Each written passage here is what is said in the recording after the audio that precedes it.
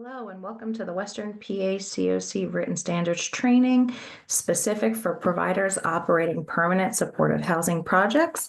My name is Lauren Whitley. I work for DMA. We are the consultant for the Western PA CoC.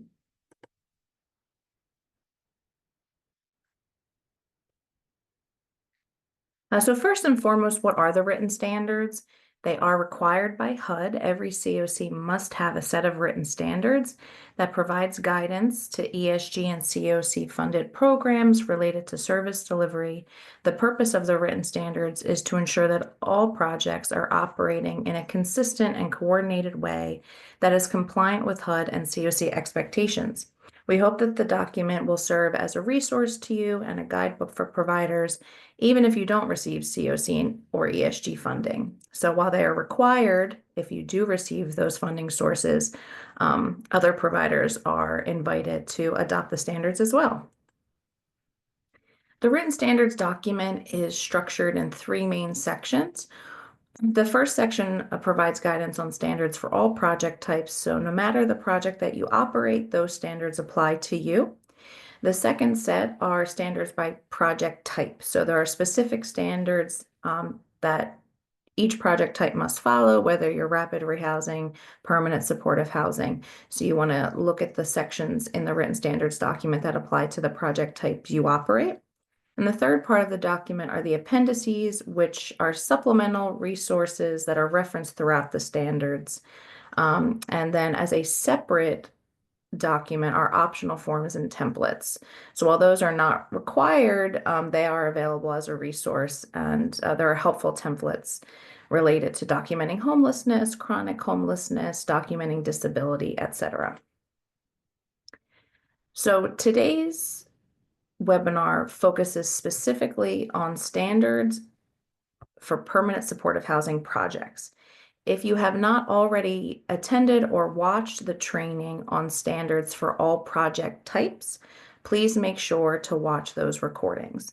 So this training will focus on the requirements specific to permanent supportive housing. So they go above and beyond. They're in addition to the standards for all project types. We will cover access, eligibility, prioritization, documentation, duration and amounts of assistance, case management considerations, and performance measures that are specific to permanent supportive housing projects. So how does one access permanent supportive housing, which is non-time limited community-based housing? It offers the highest level of homelessness housing intervention option for those who need such intense services. Referrals must come through coordinated entry, and projects must follow the CoC's order of prioritization in filling vacancies. Who is eligible for permanent supportive housing? Broadly speaking, universally, someone who meets the Category 1 literally homeless definition of HUD, or Category 4 fleeing or attempting to flee domestic violence homeless definition. And at least one member of the household must have a disability.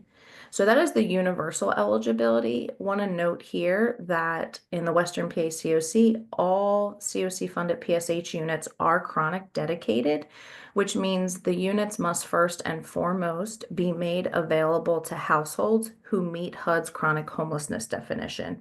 And so in order to meet that definition, the member of the household with a disabling condition must be the head of household, and the household must meet the Category 1 literally homeless definition for chronic homelessness.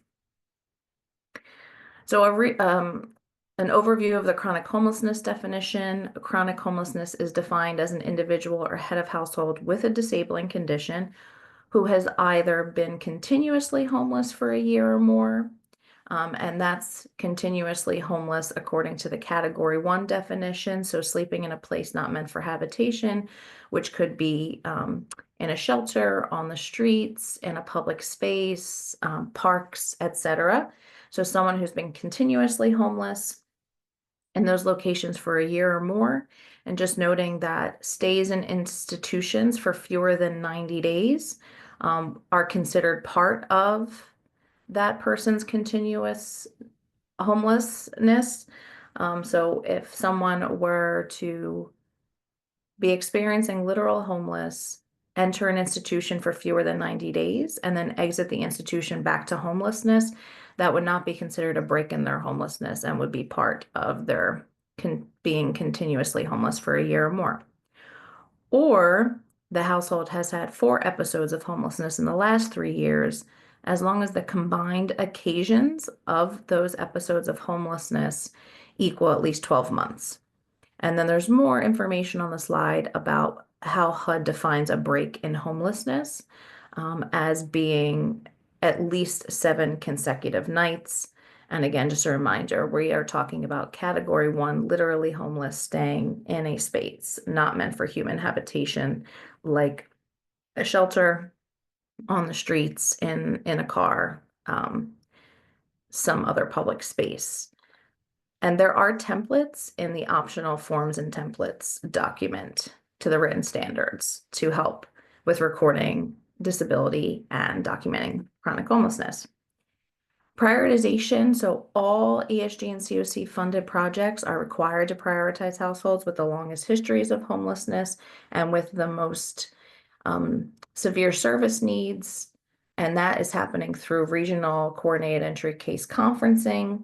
The determination of severe service needs in large part is being based on the assessment tools used through coordinated entry and information presented during regional case conferencing. And then as a reminder, while all PSH units in the Western PA CoC are dedicated to serving folks experiencing chronic homelessness, all units must be made available first and foremost to households who meet that definition. And if there are no chronically homeless households for the available PSH unit, the unit can then be made available to a non-chronic homeless household. A little more detail about prioritization. So the CoC's prioritization is broken down into 3 priority brackets. The first priority bracket is a special population designated by the CoC. And at this time, the time of this recording, the Western PA CoC does not have any special populations designated, with the exception of households who are transferring through emergency transfers under Violence Against Women Act. So only in the instance of someone transferring from one unit to another due to safety concerns, those would be the only populations that would fall into the first priority bracket. Otherwise, the vast majority of the time, we're working in the second and third priority brackets. The second priority bracket are households experiencing chronic homelessness, and how folks are prioritized within that population is based on their assessment scores, their length of time homeless, information through coordinated entry case conferencing. And then when there are no households presenting experiencing chronic homelessness, the PSH projects would move to all other eligible households who don't meet the chronic homeless definition. So in applying the CoC's order of priority, households shall be considered for all counties they've expressed interest in living in via the coordinated entry process, and all counties in the CoC's region where they're currently experiencing homelessness. Transfers into permanent supportive housing. So if a household was chronically homeless at the time of entry into their current project, so whether they're in rapid rehousing, permanent supportive housing, and they're transferring to a different permanent supportive housing project, if they were chronically homeless at the time that they entered rapid rehousing or permanent supportive housing, they would be prioritized in the second priority bracket. And then within that second priority bracket, it would be determined via case conferencing where a transferring household would be prioritized compared to other households who are currently experiencing homelessness. And want to note, while transitional housing to permanent supportive housing transfers are eligible, because folks lose their chronic homelessness status once they've enrolled in transitional housing, they wouldn't be prioritized for a transfer into PSH unless there are no other eligible chronically homeless households for the PSH opening. So transfers from TH to PSH would fall in that third priority bracket of non-chronically homeless households. So what documentation requirements are specific to permanent supportive housing above and beyond the documentation requirements that are included in the section standards for all project types. So obviously eligibility documentation, so documentation of disability and documentation of chronic homelessness status. There is additional information and guidance on record keeping relating to documenting chronic homelessness in the written standards and also in HUD's CoC virtual binders. And there are templates in the optional forms and templates accompanying document to help folks with documenting disability and chronic homelessness. An executed occupancy agreement or lease that is required for PSH projects. And then, of course, additional requirements can be found in the documentation for all project types. I want to note here that in the vast majority of cases, PSH projects should obtain all required documentation of disability and chronic status prior to enrollment, but that in some cases, a PSH project may enroll a household without the necessary documentation if, based on the household's intake screening, the project believes the household is eligible. And the project can get the necessary documentation within 45 days of enrollment. So it's not recommended to move someone into housing without all the documentation in place, but for scattered site projects, it's possible to enroll a household and start working on the housing search and move-in process while you are collecting the required documentation. Duration and amounts of assistance. So each participant, so PSH is non-time limited, but at least annually, PSH projects should be assessing a household to determine whether or not they should be remaining in permanent supportive housing or moving on to other permanent housing options. And so if exiting PSH is feasible, staff should be supporting a household transition to other permanent housing options, including identifying alternative permanent housing, connecting folks to community supports, etc. And then, of course, PSH staff are encouraged to assist participants in signing up for all appropriate subsidized housing waiting lists. So again, this is based on a household wanting to explore other housing options, and or maybe over time it's assessed that really what they need is a different permanent housing intervention, not permanent supportive housing anymore. So the amount of assistance, so if your PSH project uses rental assistance, has rental assistance funding, then the determination of rent contributions by the household would be the maximum, would be the highest of the following. So rent contribution or maximum occupancy charge would be the highest of the following three options: 30% of the family's monthly adjusted income, 10% of the family's monthly gross income, or if the family is receiving payments for welfare assistance from a public agency and a portion of the payments is specifically designated by the agency to meet the family's housing costs, the portion of the payments that's designated for housing costs. So for PSH projects with rental assistance funding, the rent contribution or occupancy charge is mandatory and must be calculated based on the three criteria that we just reviewed. If your PSH project uses funds other than rental assistance, so if your PSH project receives leasing dollars or operating dollars, the occupancy charge is optional. And it can be lower, but not higher than what we just described on the previous slide.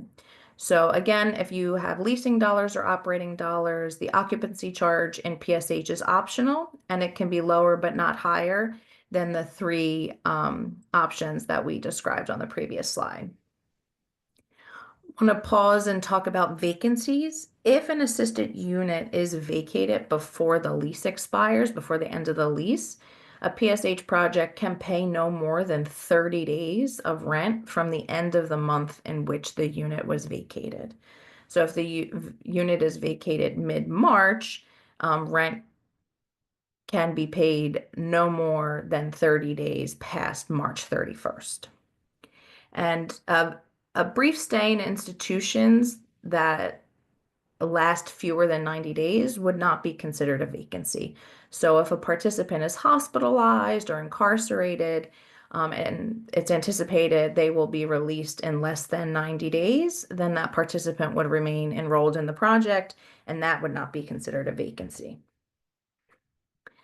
Some additional standards that are specific to PSH projects: households must have a lease for at least 1 year, which is automatically renewable for a term of at least 1 month and only terminable for cause.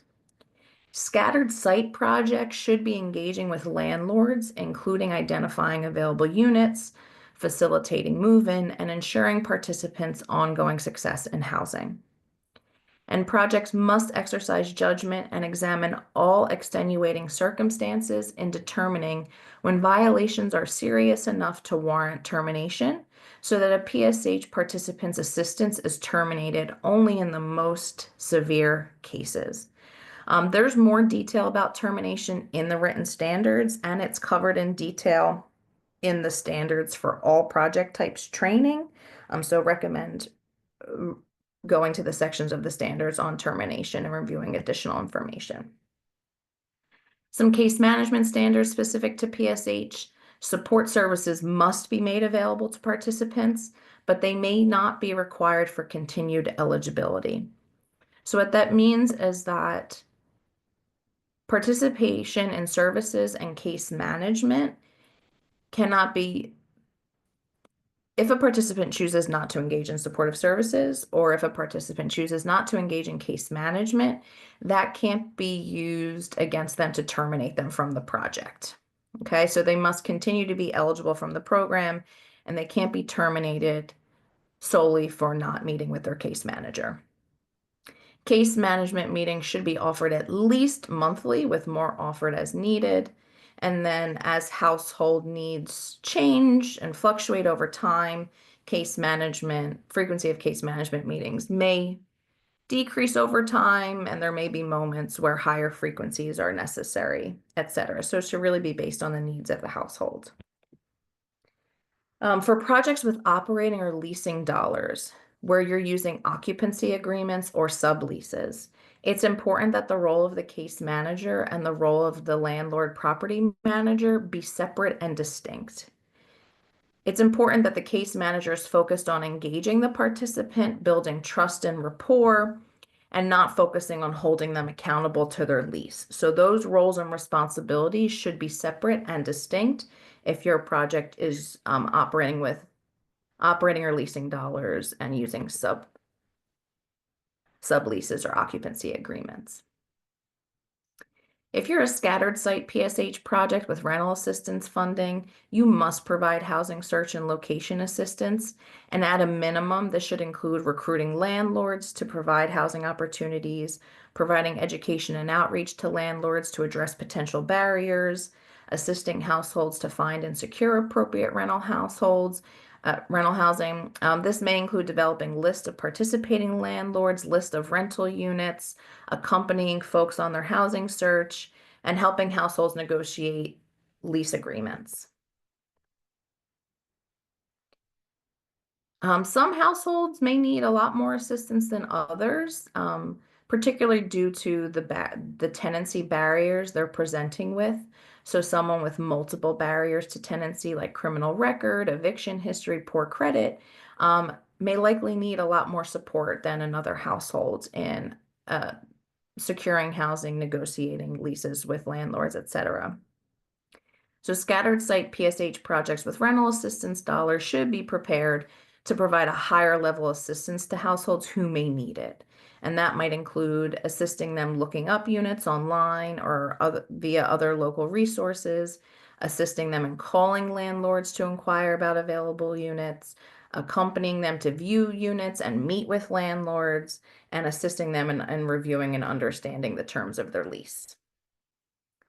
HUD encourages communities to explore moving on strategies for folks who may no longer need or want the intensive services offered in permanent supportive housing projects. So of course, reiterating the need to kind of do an annual assessment, at least annual assessment of whether or not remaining in permanent supportive housing or exploring other permanent housing options is the appropriate path forward for a household. So some indicators that a household may no longer need the intensive PSH services would be if the household's paying their rent in full. So they might not need the subsidy. Well, they don't need the subsidy in that instance. That their primary needs have become affordable housing related, and they don't really need the services that are attached to permanent supportive housing. So in that instance, exploring other subsidized housing options that should be explored with that participant. There's new language in the standards around shared housing. PSH providers are encouraged to explore and support shared housing arrangements if this is what would support long-term housing stability for project participants. Shared housing may be particularly helpful in areas of the CoC with higher costs of living, where renting an efficiency or one-bedroom apartment might not be financially viable. In a shared housing arrangement, each household must have its own lease. HUD provides guidance on calculating the rent contributions in shared housing environments. So broadly defined, shared housing is where two or more households are sharing a single unit. And so they're sharing some of the housing costs like rent and utilities. Each household must have their own personal sleeping space, but common spaces like kitchen, living room, bathrooms can be shared. So the housing can be an apartment, it can be a single family home, and the homeowner can live on the premises, but if the homeowner is related to the tenants, then HUD, CoC, or ESG dollars cannot be used to pay rent. So PSH specific performance measures, these are based on the CoC's system performance measures and CoC renewal scoring criteria. Projects are evaluated against these performance benchmarks based on data entered in HMIS. So the data comes from household entry, exit, and annual assessment. So this is why high quality, accurate, and timely data entry is so important. So the performance benchmarks specific to PSH are that at least 96% of households will retain their permanent housing or exit to other permanent housing. At least 48% of adult participants will increase their income either through employment or benefits. At least 60% of households will be linked to mainstream resources, and no more than 6% of households will return to homelessness within 12 months. So some next steps. Most of the standards are not new, but for any of the standards that are new, or maybe there are existing standards that your project has not been implementing, it's important to make a plan to implement them by June 30th, 2025. All programs must sign off by April 30th that they've reviewed the standards, they understand them, they will implement them, and that they have watched the training recordings and will ensure that all new hires review the standards and watch the recorded trainings within 60 days of hire. Feedback on the standards are welcome year-round. Sorry, there's a link, we'll send that out, but everyone must sign off at that link by April 30th. Feedback on the standards is welcome year-round via the link provided here. It will be sent out. It's really important that that feedback informs the Written Standards Committee on the next round of updates. So we appreciate feedback throughout the year. So thank you. If you have any questions at all, please email the CoC at westerncoc@pennsylvaniacoc.org. Have a great day.